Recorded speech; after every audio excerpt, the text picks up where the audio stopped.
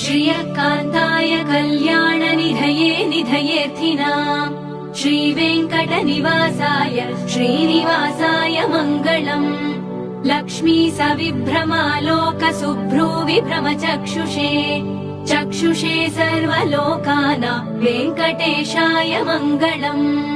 श्रीवेङ्कटाद्रिशृङ्गाग्रमङ्गलाभरणाङ्ग्रये मङ्गलानां निवासाय श्रीनिवासाय मङ्गलम्। सर्वावयव सौन्दर्य सम्पदा सर्वचेतसाम् सदा सम्मोहनायास्तु वेङ्कटेशाय मङ्गलम्।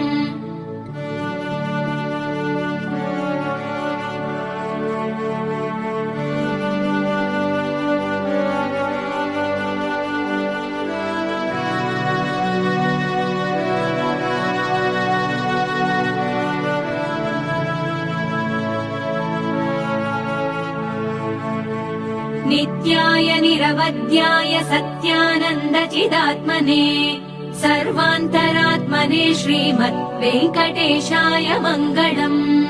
स्वतः सर्वविदे सर्वशक्तये सर्वशेषिणे सुलभाय सुशीलाय वेङ्कटेशाय मङ्गलम्।